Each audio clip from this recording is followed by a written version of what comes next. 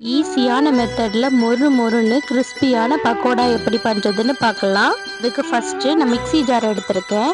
அதில் 3 பச்சை மிளகாய், ஒரு 6 பல் பூண்டு, அரை டீஸ்பூன் பெருஞ்சீரகம், இன்ச் அளவுக்கு சின்ன துண்டு இஞ்சியை நான் கட் பண்ணி சேர்த்துருக்கேன். ஒரு டம்ளர் அளவுக்கு பட்டாணி பருப்பை 2 மணி நேரமாக ஊற வச்சுருந்தேன். இதையும் மிக்ஸி ஜாரில் சேர்த்து கொரகொரப்பாக அரைச்சி எடுத்துக்கலாம். நெக்ஸ்ட் ஒரு பவுலில் ட்ரான்ஸ்ஃபர் பண்ணிக்கணும். 2 பெரிய வெங்காயம் நீளமாக கட் பண்ணி சேர்த்துருக்கேன். 1½ டேபிள் ஸ்பூன் அரிசி மாவு, தேவையான அளவுக்கு அரை டீஸ்பூன் உப்பு சேர்த்துருக்கேன். கொஞ்சமாக கருவேப்பிலையும் சேர்த்து நல்லா மிக்ஸ் பண்ணிக்கலாம். நெக்ஸ்ட் பக்கோடா பொரிச்சு எடுத்துக்கலாம். நான் அதுக்கு கடாயில் கோகோனட் ஆயில் தான் சேர்த்துருக்கேன். பக்கோடாவுக்கு ரெடி பண்ணி வச்சிருந்ததை 1-2 சேர்த்து நல்லா மாற்றி கொடுத்து பொரிச்சு எடுத்துடலாம். நல்லா கிறிஸ்பியாக வந்ததும் சர்வ் பண்ணிடலாம். கிறிஸ்பியான மொறு மொறுன்னு பக்கோடா ரெடி ஆயிருச்சு.